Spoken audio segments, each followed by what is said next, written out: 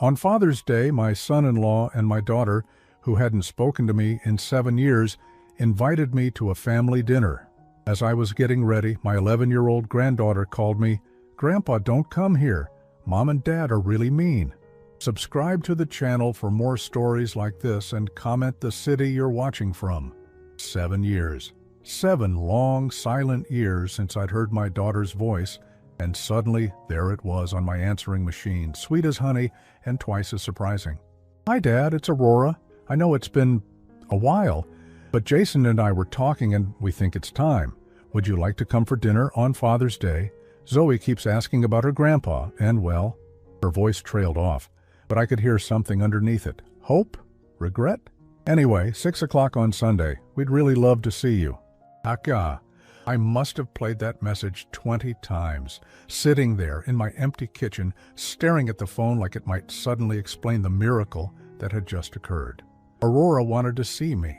After all this time, after the harsh words and slammed doors, after being told I wasn't welcome at my own granddaughter's birthday parties or school plays, she was inviting me back. My hand shook as I reached for my best shirt in the closet. The navy blue one that Margaret had always said brought out my eyes. It still had the dry cleaning tag on it from her funeral 7 years ago, the last time Aurora and I had been in the same room. That terrible day when everything fell apart. "You never cared about Mom anyway," Aurora had screamed at me over Margaret's casket. "All those years she was sick, where were you? Working, always working. Well, don't expect us to take care of you when you get old. You're on your own, just like you left us." I'd tried to explain, tried to tell her about the medical bills, about working double shifts to keep our house, about how I'd held Margaret's hand every single night in that hospital room. But Aurora wouldn't listen. Jason just stood there behind her, his arm around her shoulders, nodding along with everything she said. And little 4-year-old Zoe, confused and crying, reaching for me as they walked away. That was the last time I saw them. But now, folding the shirt carefully and laying out my good pants, I felt something I hadn't felt in years. Hope. Maybe Aurora had finally understood. Maybe she'd realized that families need each other, especially as we get older. I was 62 now, and those empty evenings were getting longer. I'd just finished shaving when the phone rang. The caller ID showed a number I didn't recognize, but somehow I knew. "Hello? Grandpa?" The voice was small, whispered, urgent. "Grandpa, is that you? Zoe?" My heart nearly stopped. My granddaughter, now 11 years old, calling me for the first time in 7 years. "Sweetheart, how did you get this number?" "I found it in Daddy's phone, Grandpa. Listen to me." Her voice dropped even lower, and I could hear fear in it. Real fear. "Don't come here tonight. Please don't come." "What? Zoe, what are you talking about? Your mother invited me for dinner." "I know, but Grandpa..." She was crying now, trying to whisper and sob at the same time. "They're not good people. Mama and Daddy, they hurt me when I ask about you. They say mean things. They made me promise never to call you, but I had to warn you because..." The line went dead. I stared at the phone, my blood turning to ice. I immediately called back, but it went straight to voicemail. I tried again, and again. Nothing. What did she mean? They hurt her? What kind of hurt? My mind raced through possibilities, each one worse than the last. And why was she warning me not to come? What were Aurora and Jason planning? I sank onto my bed, still holding the phone, my good shirt forgotten. For 7 years, I'd imagined this reunion. I'd pictured Aurora apologizing, maybe crying a little as we hugged. I'd dreamed of Zoe running into my arms, of Jason shaking my hand like a man, of all of us sitting around their dinner table like a real family again. But Zoe's voice kept echoing in my head. "Don't come here tonight. They're not good people." I looked at myself in the mirror, half-dressed for a dinner that might be a trap. My reflection showed an old man, grayer and more worn than I remembered. When had I gotten so old? When had the lines around my eyes gotten so deep? Margaret would have known what to do. She always knew how to handle Aurora's moods, how to smooth over family arguments. But Margaret was gone, and I'd been navigating this alone for 7 years. I checked the time, 4:30, an hour and a half until I was supposed to be there. I could still go. Maybe Zoe was just scared of getting in trouble for calling me. Kids sometimes exaggerate, right? But that fear in her voice, that wasn't exaggeration. That was terror. I tried calling the number again. Still voicemail. I tried Aurora's house phone, a number I'd memorized years ago but never used. It rang and rang. No answer. My neighbor, Mrs. Chen, knocked on my door just as I was pacing between the kitchen and living room for the 100th time. "William, you look upset. Everything okay?" I considered telling her everything, but how could I explain? My daughter, who hasn't spoken to me in 7 years, suddenly invited me for dinner, but my granddaughter called to warn me not to come because they're not good people? It sounded insane, even to me. "I'm fine, just family stuff," I managed. She nodded knowingly. Family is complicated, but you know what I always tell my children? Trust your gut. If something feels wrong, it probably is. After she left, I stood in my living room looking at the framed photo of Zoe from her 4th birthday, the last picture I had of her. She was laughing, chocolate cake smeared on her face, reaching toward the camera, toward me, because I'd been the one taking the picture. "They hurt me when I ask about you," she'd said. That decided it. Whatever Aurora and Jason were planning, I wasn't going to let them use my granddaughter as bait. I needed to know what was really going on in that house, and I needed to make sure Zoe was safe. But I also needed to be smart about it. If they were planning something, walking in unprepared would be stupid. I needed information first. I changed out of my good shirt and into dark clothes. If I couldn't get answers over the phone, I'd have to get them another way. I knew Aurora's neighborhood, knew the layout of their house from the few times I'd driven by over the years, hoping for a glimpse of my granddaughter. As I drove toward their subdivision, my hands gripped the steering wheel so tight, my knuckles were white. Zoe's frightened voice kept playing in my head, mixing with Aurora's sweet invitation in a way that made my stomach churn. 7 years of silence ended with an invitation that might be a trap and a warning that might save my life. What had my family become? I parked 3 houses down from Aurora's place, behind a large SUV that would hide my car from view. The neighborhood looked exactly the same as it had 7 years ago. Perfectly manicured lawns and matching mailboxes. The kind of place where people minded their own business and kept their secrets behind closed doors. Their house sat at the end of the cul-de-sac, a 2-story colonial with white shutters that Margaret had helped them pick out when they first bought it. Back when I was still welcome, back when I was still family. I sat there for 20 minutes, trying to work up the nerve to get closer. What exactly was I planning to do? Spy on my own daughter? Look through their windows like some kind of stalker? But then I thought of Zoe's terrified whisper, and I got out of the car. The sun was setting, casting long shadows across the street. I used those shadows to move closer, staying behind the neighbors' hedges until I could see into Aurora's backyard. The kitchen window was lit up, giving me a perfect view inside. What I saw made my blood run cold. Aurora was pacing back and forth in the kitchen, gesturing wildly with her hands. Even from outside, I could see she was upset, angry. Jason sat at the kitchen table with papers spread out in front of him, occasionally pointing at something and nodding. And Zoe. My heart broke when I saw Zoe. She was sitting in the corner, on the floor, pressed against the wall like she was trying to make herself invisible. Her thin shoulders were hunched, and she kept wiping her eyes. I crept closer, grateful for the bushes that lined their property. The kitchen window was cracked open slightly, probably for the evening breeze, and I could just make out their voices. "Told you she was going to be a problem," Jason was saying, his voice sharp with irritation. "Kids can't keep their mouths shut." "She knows better than to call him," Aurora snapped back. "I made sure of that. The last time she even mentioned his name, she couldn't sit down for a week." My stomach lurched. They were talking about Zoe, about punishing her for trying to contact me. "Well, she obviously called him anyway," Jason continued, shuffling through the papers. "The question is, do we think he'll still come?" Aurora stopped pacing and looked toward Zoe, who seemed to shrink even smaller against the wall. "Did you tell him not to come, Zoe? Did you ruin everything?" Zoe's voice was so quiet I almost missed it. I didn't want Grandpa to get hurt." "Hurt?" Aurora laughed, but there was no humor in it. "The only person who's going to get hurt is you if you've messed this up for us. Do you know how much money we're talking about? Do you know what happens to this family if we don't get that house?" "House? What house?" I pressed closer to the window, straining to hear. Jason picked up one of the papers and waved it in the air.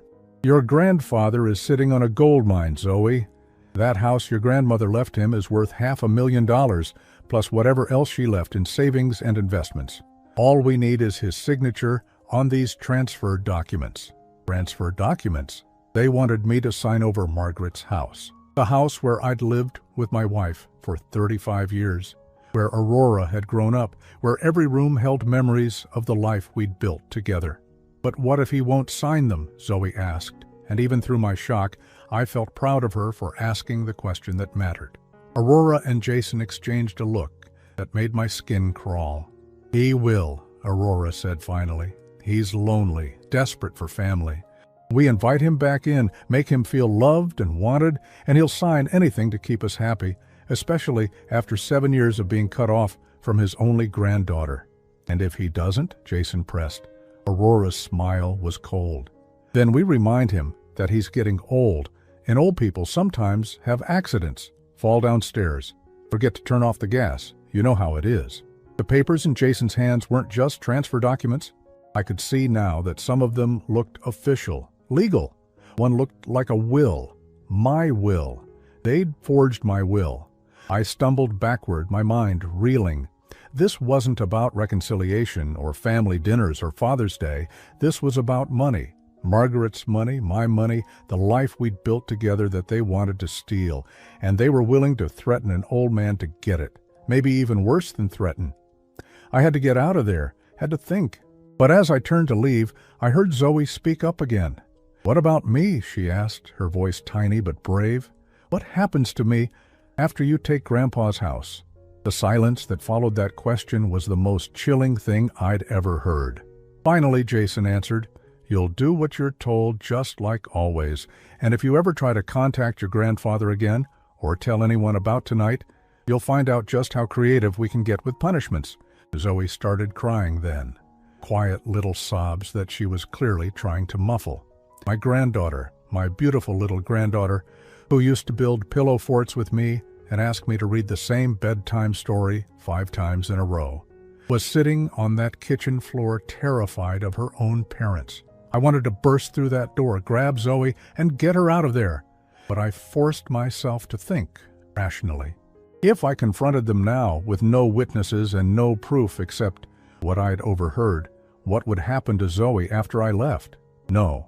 I needed to be smarter than that. I needed evidence, and I needed help. I carefully backed away from the window, using the growing darkness to hide my retreat. My hands were shaking so badly I could barely get my car keys out of my pocket. As I drove home, pieces started falling into place. The 7 years of silence hadn't been about grief or anger over Margaret's death. It had been about isolating me, making sure I had no one to turn to when they made their move. They'd been waiting, planning, probably watching me all this time. And they'd been abusing Zoe to keep her quiet about it. My phone rang just as I pulled into my driveway. Aurora's name appeared on the screen, and I let it ring twice before answering, trying to keep my voice steady. "Hello? Dad?" Aurora's voice was bright and cheerful, the complete opposite of the cold, calculating woman I'd just watched through that window. "I was just calling to confirm dinner. 6 o'clock, right? I'm making your favorite pot roast." She remembered my favorite meal. Of course she did.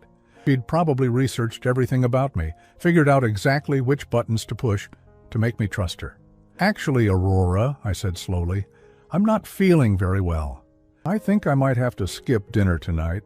There was a pause. When she spoke again, her voice had an edge to it. "Oh, that's disappointing. Zoe was really looking forward to seeing you." Using my granddaughter as leverage, even now. "Maybe another time?"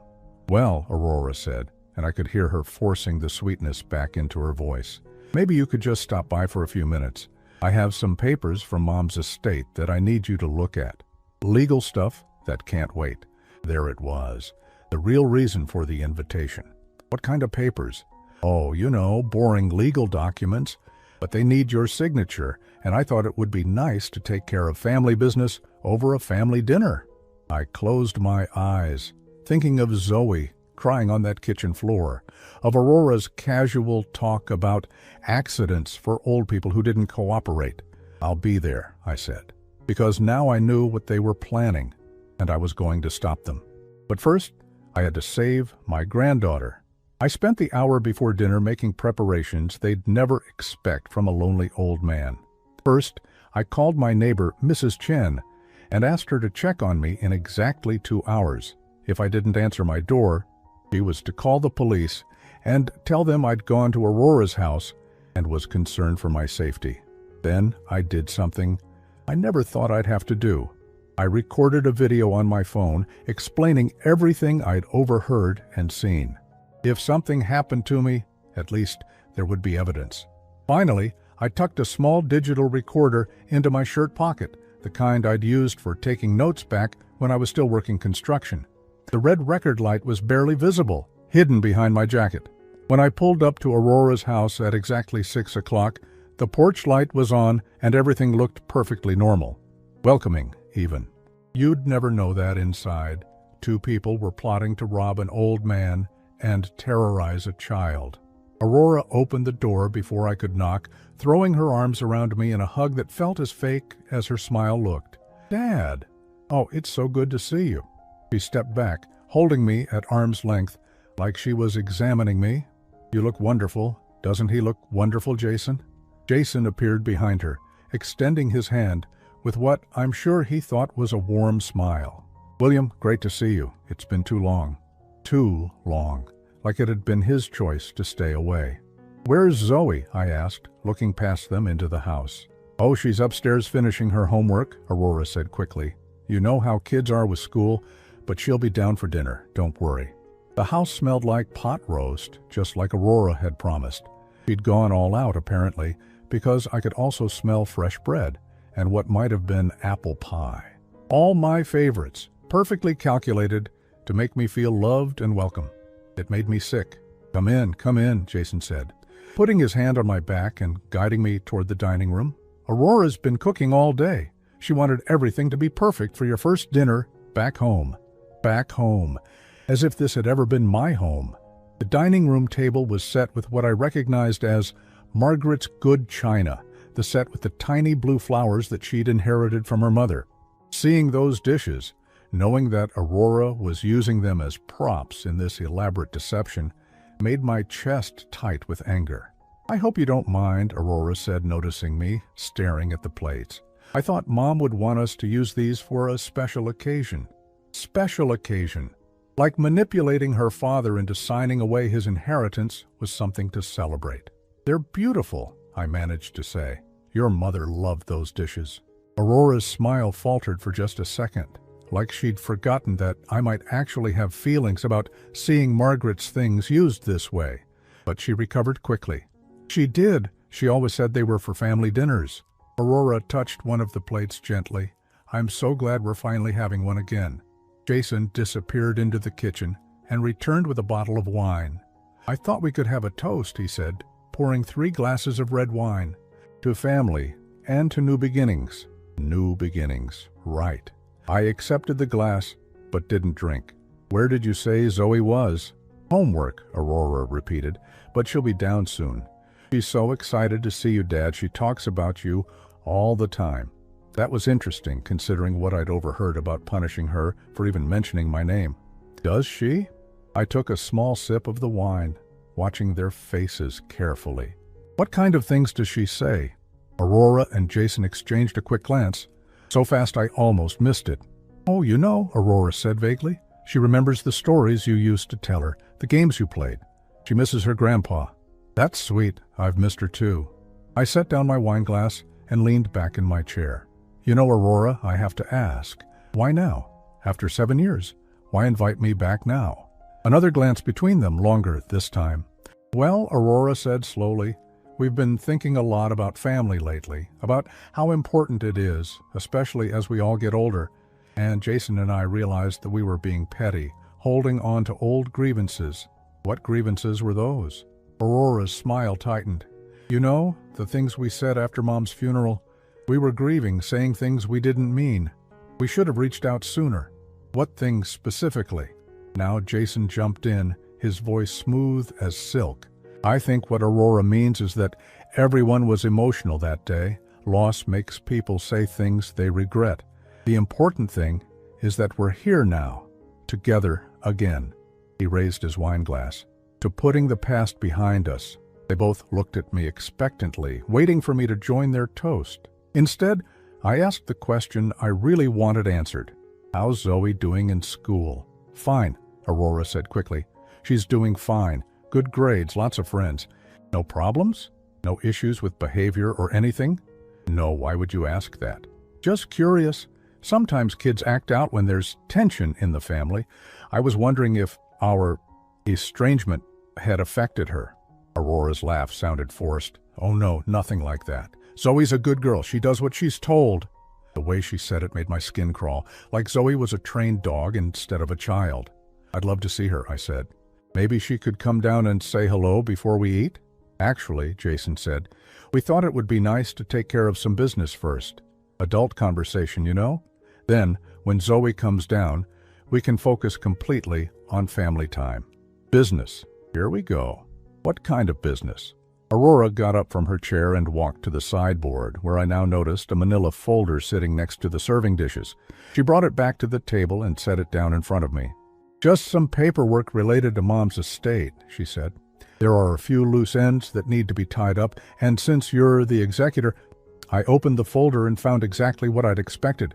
Transfer documents for the house, a revised will, some kind of financial power of attorney form. All of it designed to give Aurora and Jason control over everything Margaret had left me. "These are pretty comprehensive documents," I said, flipping through the pages. "Did you have a lawyer draw these up?" "Oh yes," Jason said. "We wanted to make sure everything was legal and proper. No point in doing things halfway." "And what exactly would these papers accomplish?" Aurora leaned forward, her voice taking on a more serious tone. "Dad, you're 62 years old. You're living alone in that big house, trying to maintain it all by yourself. Wouldn't it be easier to let us handle the property management side of things? You could stay in the house as long as you want, but we'd take care of all the maintenance, the taxes, the insurance." "For free?" "Well, not for free exactly. We'd need to be listed as co-owners to handle the legal aspects, but it's really just a formality. A formality that would give them the right to sell the house out from under me anytime they wanted. And this will," I held up the document, "this changes quite a few things from my current will." Jason nodded earnestly. "We just thought it made sense to update it, make sure everything goes smoothly when the time comes." When the time comes, like they were already planning my funeral. I was about to respond when I heard footsteps on the stairs. All three of us looked toward the hallway as Zoe appeared in the doorway. My granddaughter looked so much older than 11. Her face was pale, her eyes red-rimmed like she'd been crying. She was wearing a long-sleeved shirt despite the warm evening, and when she saw me, her face went white with panic. "Grandpa," she whispered, "you came." The devastation in her voice told me everything I needed to know. She'd tried to warn me, and I'd come anyway. In her 11-year-old mind, that meant I was walking into a trap because of her. "Hi, sweetheart," I said gently. "I missed you."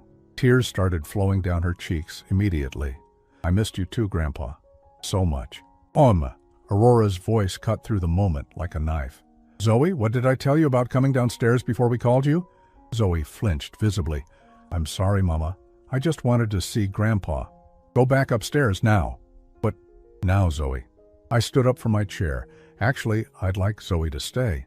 I haven't seen my granddaughter in 7 years. Surely the paperwork can wait a few minutes. Aurora's mask slipped completely for just a second, and I saw the cold anger underneath. "Dad, we really need to get these documents signed. The lawyer is expecting them first thing Monday morning." "What's the rush?" Jason cleared his throat. "Well, there are some time-sensitive issues with the estate, tax implications and such." "What tax implications?" They looked at each other again, and I realized they hadn't prepared for questions. They'd expected a lonely old man so grateful for family contact that he'd sign anything they put in front of him. They'd underestimated me, and they'd definitely underestimated how much I was willing to do to protect my granddaughter. "You know what?" I said, closing the folder and pushing it away from me. "I think I'd like to have my own lawyer look at these before I sign anything, just to be safe." The silence that followed was deafening. Aurora's face went pale, then flushed red. Jason's hands clenched into fists on the table, and Zoe, standing in that doorway, looked more terrified than ever, because we all knew the real conversation was about to begin. The temperature in the room seemed to drop 10 degrees. Aurora's perfectly composed facade cracked completely, and for the first time in 7 years, I saw my daughter's true face. It wasn't pretty. "Your own lawyer?" she repeated, her voice tight with barely controlled fury. "Dad, that's really not necessary. These are simple documents. Simple documents that transfer ownership of my house and change my will," I said calmly. "I think any reasonable person would want legal advice before signing something like that." Jason leaned forward in his chair, trying to look reasonable. "William, I understand your caution, but there are deadlines involved here. The tax year ends soon, and if we don't get these filed—" "What deadlines, Jason?" I interrupted. "What taxes?" "The property taxes on the house are current. I pay them myself every year." His mouth opened and closed like a fish. He hadn't expected me to know the details of my own finances. Aurora stood up abruptly, her chair scraping against the hardwood floor. "Zoe, go to your room." "But Mama—" "Go to your room." Zoe looked at me with pleading eyes, but I couldn't help her. Not yet.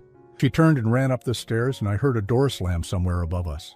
The moment Zoe was gone, Aurora's voice turned venomous. "You stubborn old fool. Do you have any idea what we're offering you?"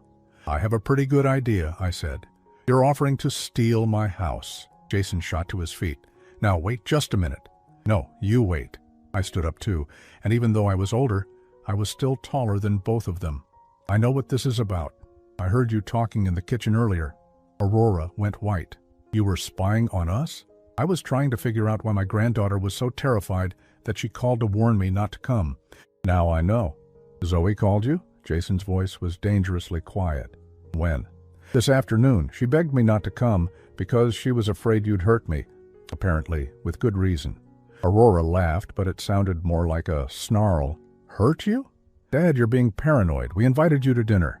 "You invited me to dinner so you could trick me into signing over my inheritance. Margaret's inheritance. The house she and I bought together, the money she saved for 40 years, the life we built." "A life that's wasted on you," Aurora snapped, all pretense of affection gone. "You're living alone in a house that's too big for you, sitting on assets you'll never use. Meanwhile, Jason and I are struggling to keep this family afloat." "Struggling how?" Jason and Aurora exchanged another look, and I realized there was something they hadn't told me yet. "We made some investments that didn't pan out," Jason said carefully. "Business ventures that seemed solid at the time." "What kind of business ventures?" "It doesn't matter what kind," Aurora said impatiently. "The point is, we need capital to get back on our feet, and you're sitting on a gold mine doing nothing with it. So, you decided to steal it." "We decided to keep it in the family," Aurora corrected. "Where it belongs. You're not going to live forever, Dad. This way, at least the money goes to good use instead of sitting in some bank account." The casual way she talked about my death made my blood run cold. "And if I don't cooperate?" Jason stepped closer to me, and I caught a whiff of alcohol on his breath. He'd been drinking before I arrived, building up his courage. "Old people have accidents," he said quietly. "Falls, kitchen fires, gas leaks. Tragic, but these things happen." So Aurora hadn't been exaggerating in the kitchen. They really were willing to kill me for the inheritance. "And what about Zoe?" I asked. "What happens to her when you murder her grandfather?" Aurora's face twisted with something ugly. "Zoe will do what she's told, just like she always has. She's learned not to cause trouble. By being beaten into submission? By being disciplined when she misbehaves," Jason said. "Something you never understood when Aurora was growing up. Maybe if you'd been a better father, she wouldn't have had to learn the hard way." That stung, because part of me had always wondered if I'd failed Aurora somehow. If I'd worked too many hours, missed too many school plays, been too tired to listen when she needed me. But looking at her now, at the cold calculation in her eyes, at the casual way she talked about murdering me, I realized something important. This wasn't my fault. "You know what, Aurora?" I said, my voice steady despite the rage building inside me. "You're right about one thing. I wasn't a perfect father. I worked too much, missed too much. But I never once considered hurting you to get what I wanted. You hurt me every day, she shot back. Every time you chose work over family, every time you were too tired to care about my problems, every time you made me feel like I wasn't important enough. So this is revenge? This is justice. I looked around the dining room at Margaret's good china set out for this elaborate deception, at the fake family dinner that was really a robbery in disguise, at the manila folder full of forged documents. Where did I go wrong with you? I asked, more to myself than to her. But Aurora heard it and laughed bitterly.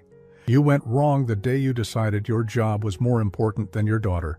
You went wrong when you let Mom handle everything while you hid at work. You went wrong when you came to her funeral and acted like you were the grieving widower when everyone knew you barely spent time with her the last 5 years of her life. I spent every night at the hospital with your mother. After work, after you'd already given the best part of your day to strangers, the accusation hit home because there was truth in it. I had worked long hours. I had been tired when I came home. I had let Margaret handle most of the parenting while I focused on providing for the family, but that didn't justify this. Even if all of that is true, I said slowly, it doesn't give you the right to steal from me. And it sure as hell doesn't give you the right to abuse my granddaughter. Abuse? Aurora's voice rose to a shriek. You want to talk about abuse? Try growing up with a father who was never there. Try being a kid who had to compete with construction sites and overtime shifts for her dad's attention. I was trying to provide for you. You were trying to avoid us. The words hung in the air between us, raw and painful. Maybe she was right. Maybe I had used work as an escape from the chaos of family life. Maybe I had failed her in ways I'd never admitted to myself. But that was 30 years ago. This was now. Okay, I said quietly. Let's say you're right about everything. Let's say I was a terrible father and a terrible husband. Does that justify what you're doing to Zoe? For the first time, Aurora looked uncertain. We're not doing anything to Zoe. She's terrified of you. She tried to warn me away from this dinner because she was afraid you'd hurt me. What kind of punishment has she been getting that would make her that scared? She's been told not to contact you, Jason said. When she disobeys, there are consequences. What consequences? Nothing she doesn't deserve. Show me. What? If you're so sure the consequences are appropriate, show me. Call Zoe down here and show me what you do to her when she disobeys. Aurora and Jason looked at each other, and I saw guilt flash across both their faces. That's what I thought, I said. You know what you're doing is wrong, or you wouldn't be hiding it. I picked up the manila folder and tore it in half. I'm not signing these documents. I'm not giving you my house or my money, and I'm not letting you continue to abuse my granddaughter. Jason moved toward me, his face flushed with anger. You can't stop us, old man. You have no idea what we're capable of. Actually, I do. I pulled out my phone and showed them the recording app that had been running the entire time. I've been recording this whole conversation, threats, admissions of abuse, plans to commit fraud, all of it. Aurora lunged for the phone, but I pulled it away. It's already uploaded to the cloud. Even if you destroy this phone, the evidence still exists. You bastard, she hissed. You set us up. I protected myself just like Zoe tried to protect me. Jason was looking around the room like he was calculating his chances of overpowering me and destroying the phone. I could see the desperation in his eyes, the panic of a cornered animal. Here's what's going to happen, I said, backing toward the front door. I'm leaving. I'm going straight to the police with this recording, and I'm filing for emergency custody of Zoe. You can't prove we've done anything wrong, Aurora said, but her voice was shaking. The recording proves you threatened to kill me for insurance money. And I'm pretty sure when social services examine Zoe, they'll find evidence of the consequences you've been giving her. I reached the front door and put my hand on the knob. You have one chance to make this right. Give me Zoe voluntarily and I won't press charges. Keep fighting me and you'll both end up in prison. She's our daughter, Aurora whispered, and she's my granddaughter, the granddaughter you've been using as a weapon against me for 7 years. I opened the door and stepped onto the porch. You have until tomorrow morning to decide. As I walked away from that house, I could hear them fighting inside, their voices rising in accusations and panic, but I didn't look back. I had a phone call to make to the police and a granddaughter to save. The police station at 9 o'clock on a Sunday night was quieter than I'd expected. Detective Sarah Martinez, a woman about Aurora's age with tired eyes and graying hair, listened to my recording twice before setting down her notepad and rubbing her temples. "Mr. Holloway, this is definitely concerning, but I have to ask, how did you come to be recording this conversation?" I told her about Zoe's phone call, about watching through the kitchen window, about the 7 years of enforced silence. With each detail, her expression grew more serious. "You're alleging child abuse based on what you overheard?" "I'm alleging child abuse based on what my granddaughter told me directly. She said they hurt her when she asks about me. She was terrified enough to risk calling me to warn me away." Detective Martinez made more notes. "We'll need to interview the child, of course, but first, let me ask you something. Do you have any idea why your daughter and son-in-law might be so desperate for money that they'd resort to this?" I shook my head. "Jason mentioned failed investments, but they were vague about it." He pulled out her computer and typed for a few minutes. "Jason Morrison, correct? And Aurora Morrison, formerly Holloway?" "Yes." Her eyebrows went up as she read whatever was on her screen. "Mr. Holloway, did you know that your son-in-law has been arrested twice in the past 3 years for illegal gambling?" My stomach dropped. "No." "And that your daughter filed for bankruptcy 18 months ago?" "What?" Detective Martinez turned her screen toward me. "They're in debt to some very dangerous people, Mr. Holloway, the kind who don't accept payment plans." I stared at the bankruptcy filing on her screen, at Aurora's name typed in official legal documents. The house I'd been sitting in tonight, the one that looked so perfect and maintained, was in foreclosure. They owed money to credit card companies, medical providers, and something called Riverside Financial Group. "What's Riverside Financial Group?" "Loan sharks," Detective Martinez said bluntly. "High-interest loans for people who can't get credit anywhere else. The kind of people who send collectors to break kneecaps when payments are late." The pieces started falling into place with sickening clarity. The desperation in Aurora's voice when she talked about keeping the family afloat.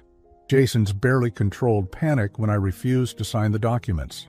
The timeline of everything. How long have they owed this money? According to this, the first loan was taken out 2 years ago. They've been making minimum payments, but the interest is compounding faster than they can pay it down.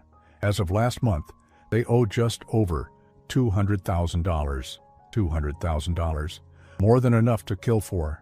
"There's something else," Detective Martinez continued, clicking through more screens. 3 months ago, someone took out a life insurance policy on you." The room started spinning. "What?" "$1 million policy. The beneficiary is listed as Aurora Morrison, your daughter and nearest living relative."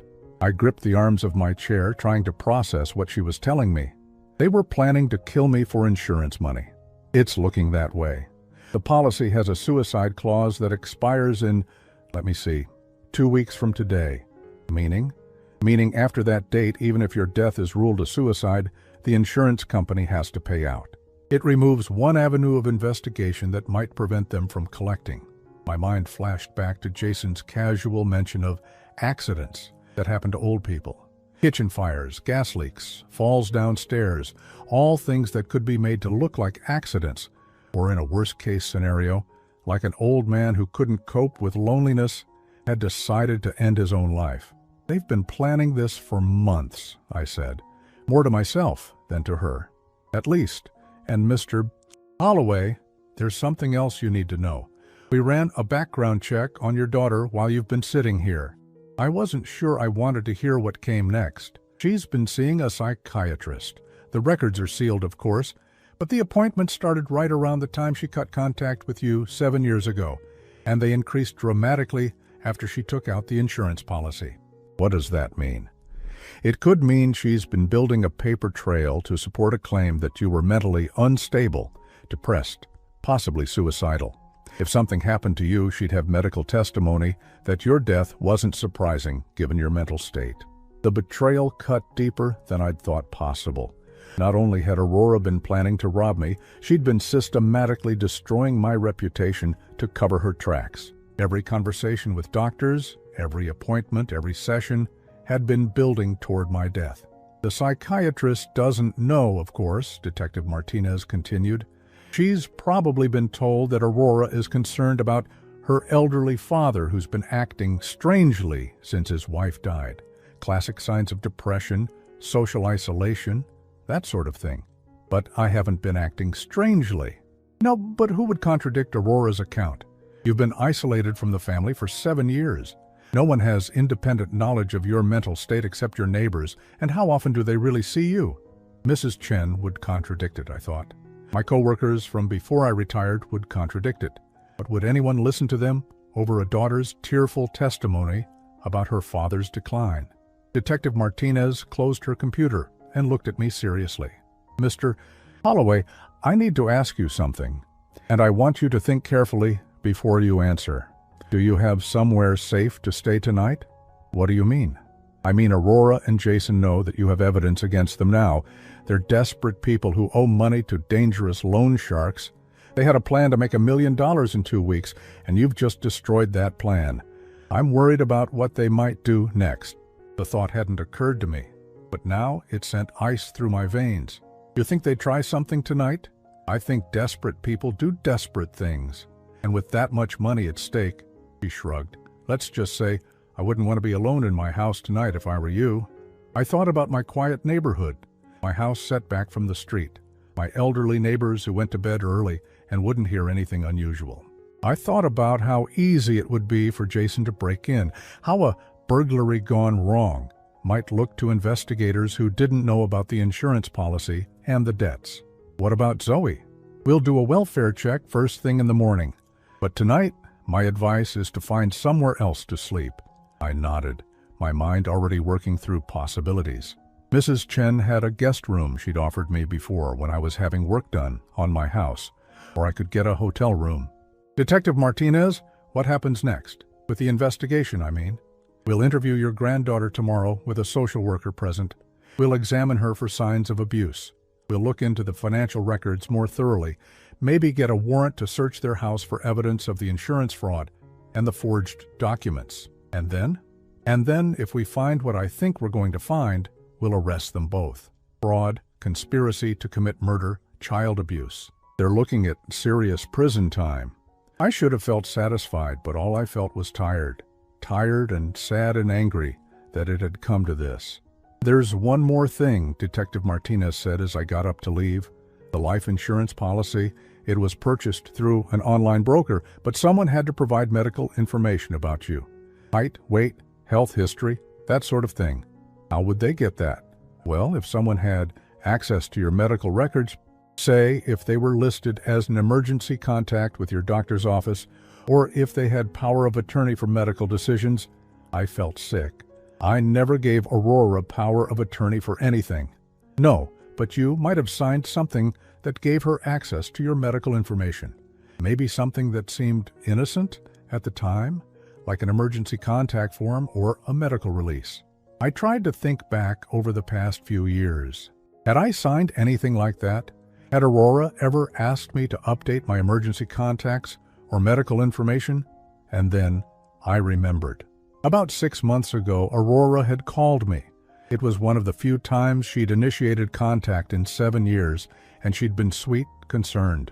She said she'd been thinking about what would happen if I got sick or had an emergency, and wouldn't it be smart to make sure someone could access my medical records if needed. She'd mailed me a form to sign, something from my doctor's office about updating my emergency contacts and medical information release. I'd signed it without really reading it, just grateful that she seemed to be reaching out, seemed to care about my well-being. Now I realized it hadn't been concern at all. It had been reconnaissance, gathering the information she'd need to take out that life insurance policy and to build her case that I was mentally unstable. She had me sign a medical release form about 6 months ago, I told Detective Martinez. She nodded grimly. That's probably how she got the information for the insurance application, and how she's been monitoring your health, making sure you were still a good candidate for the policy. A good candidate. Like I was livestock being evaluated for slaughter. Mr. Holloway, I know this is a lot to process, but I need you to understand something. Your daughter and her husband aren't just desperate, they're dangerous. the money they owe, the timeline they're working on, the fact that you've now exposed their plan, all of that adds up to a very volatile situation. What should I do? Stay somewhere safe tonight. Don't go home alone. Don't meet with them under any circumstances, even if they call claiming there's an emergency with Zoe. If they contact you at all, call me immediately. She handed me her business card. My cell phone number is on the back. Don't hesitate to use it. As I walked out of the police station, my phone buzzed with a text message. Aurora's name appeared on the screen and my blood ran cold as I read her words. Dad, we need to talk. There's been a misunderstanding. Meet me at the house in an hour so we can work this out. It's about Zoe. I showed the message to Detective Martinez, who had walked me to the parking lot. Don't respond, she said immediately, and definitely don't go there. But what if something really is wrong with Zoe? Then they'll call 911, not you. This is exactly what I was worried about. They're trying to lure you into a vulnerable position. I looked at my phone again at Aurora's message and realized that my daughter was no longer the person I'd raised. Maybe she never had been. Maybe the sweet little girl I remembered had just been better at hiding her true nature. Or maybe desperation had turned her into something I didn't recognize. Either way, Detective Martinez was right. Aurora and Jason were dangerous now, and I needed to stay as far away from them as possible. At least until tomorrow, when hopefully Zoe would finally be safe. I spent that night in a hotel room across town, staring at the ceiling and checking my phone every few minutes. Aurora sent 3 more messages, each one more desperate than the last. By midnight, she was texting that Zoe was asking for me, that they'd talked things over and realized they'd made a terrible mistake, that if I'd just come home we could work everything out as a family. The word family in her messages made me sick. At 6 in the morning, Detective Martinez called. We're heading to the house now to interview Zoe. Do you want to be there? Will that be allowed? If Zoe asks for you, yes. If not, you'll have to wait outside. I drove to Aurora's neighborhood with my hands shaking on the steering wheel. 3 police cars were already parked outside the house, and I could see neighbors peeking out their windows at the unusual activity. Detective Martinez met me at the curb. Social services is inside with Zoe now. Aurora and Jason are not happy. Through the open front door I could hear Aurora's voice, high and hysterical. This is harassment. You can't just barge into our home and interrogate our daughter. Ma'am, please step back, came another voice. We have a court order for this interview. I waited on the sidewalk, my heart pounding. After what felt like hours, but was probably only 20 minutes, a woman in a business suit came outside. She introduced herself as Linda Chen, a social worker with Child Protective Services. Mr. Holloway, your granddaughter would like to speak with you. But first, I need to prepare you for what you're going to see. My stomach clenched. How bad is it? Zoe has injuries consistent with ongoing physical abuse, belt marks on her back and legs, some of them fairly recent. She's also severely underweight and shows signs of emotional trauma. I closed my eyes, thinking of that scared little girl trying to warn me over the phone. Can I see her now? Linda nodded. She's been asking for you since we arrived. I followed her into the house, past Aurora, who was being questioned by another officer. She looked up at me as I walked by, and for a moment I saw something in her eyes that might have been regret. But then Jason started shouting about lawyers and harassment, and whatever I'd seen was gone. Zoe was sitting at the kitchen table, the same place where I'd seen her cowering on the floor just yesterday. But today she wasn't alone. A female police officer sat beside her, and when Zoe saw me, her face lit up with the first genuine smile I'd seen from her in 7 years. Grandpa! She jumped up and ran to me, throwing her thin arms around my waist. You came back for me. I hugged her carefully, feeling how fragile she was, how much weight she'd lost. Of course I came back, sweetheart. I'll always come back for you. Linda Chen sat down across from us. Zoe's been very brave, Mr. Holloway. She's told us about the punishments she received for trying to contact you, about the things she overheard her parents planning. What kinds of things? Zoe looked up at me with eyes too old for her 11-year-old face. They said they were going to make you have an accident, Grandpa. Like maybe you'd fall down the stairs or forget to turn off the stove. And then they'd get lots of money and I wouldn't have to worry about you anymore. because you'd be in heaven with Grandma." The casual way she repeated their words made my blood run cold. How many times had she heard them planning my death? How long had she been living with that knowledge, too scared to tell anyone? "But I didn't want you to be in heaven yet," she continued. "I wanted you to come home. So I called you even though Mama said she'd use the belt again if I ever talked about you." Linda Chen made notes in her file. "Zoe, can you tell your grandfather about the other things? The punishments when you asked questions?" Zoe's small hand found mine. "When I asked why we didn't see you anymore, Daddy said it was because you didn't love us. But I remembered you did love us from before. So I kept asking, and that's when they started getting really mad." She rolled up her sleeve, showing me faded bruises on her upper arm. "This was from last month, when I asked if we could call you for my birthday. I had to bite my tongue to keep from cursing out loud. My granddaughter had been beaten for wanting to talk to me on her birthday. And when Mama found out I knew your phone number, she made me stand in the corner for the whole day without food. She said, if I ever called you, something really bad would happen to our family. But you called me anyway," I said softly. "I had to. I heard them talking about the accident plan, and I got scared. I didn't want them to hurt you, even if it meant they'd hurt me more." This brave little girl had risked her own safety to protect me. While her parents were planning my murder, she was the only one trying to save my life. Linda Chen closed her file and looked at me seriously. "Mr. Holloway, based on what we found here today, we're removing Zoe from this home immediately. The question is where she should go." "With me," I said without hesitation. "She should come home with me." "Dad, no." Aurora's voice came from the doorway. 2 police officers flanked her, but she was still trying to assert control. "You can't just take our daughter." "I'm not taking her," I said calmly. "Child Protective Services is removing her because you've been abusing her." "We've never abused anyone. Zoe, tell them. Tell them Mama and Daddy love you." Zoe pressed closer to me, her small body trembling. "I can't lie anymore, Mama. I'm tired of lying." Aurora's face crumpled, and for a moment she looked like the little girl I'd raised, scared and confused. "Zoe, please. We're a family." "Families don't hurt each other," Zoe said quietly.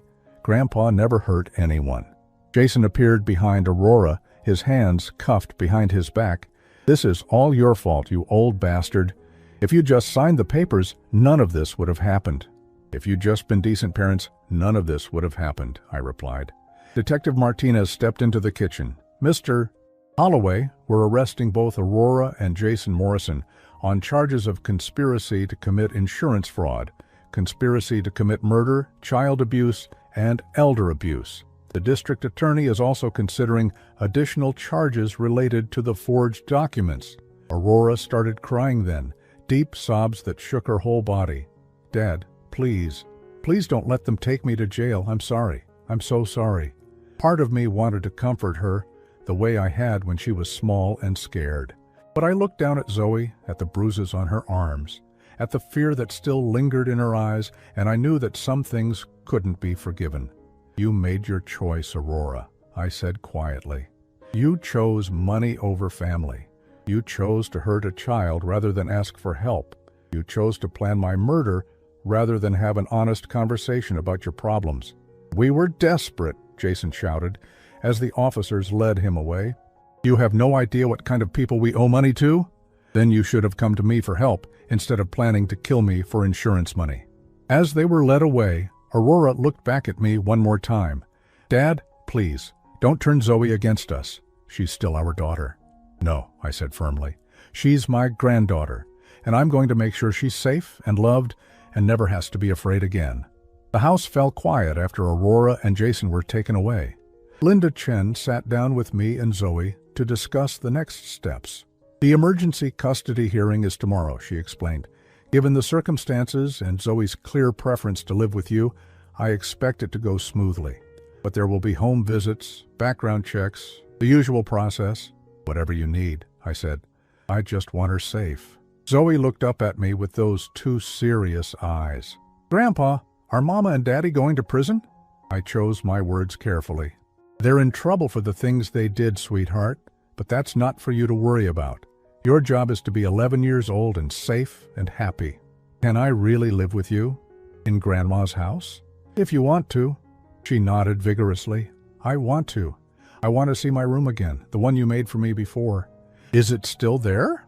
I thought of the spare room I'd prepared for babysitting visits that never came, the crib I'd bought secondhand, the books and toys I'd collected with hope in my heart. It's still there, I told her, waiting for you.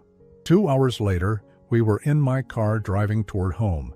Zoe sat in the passenger seat, a small bag of clothes in her lap, staring out the window at the familiar streets.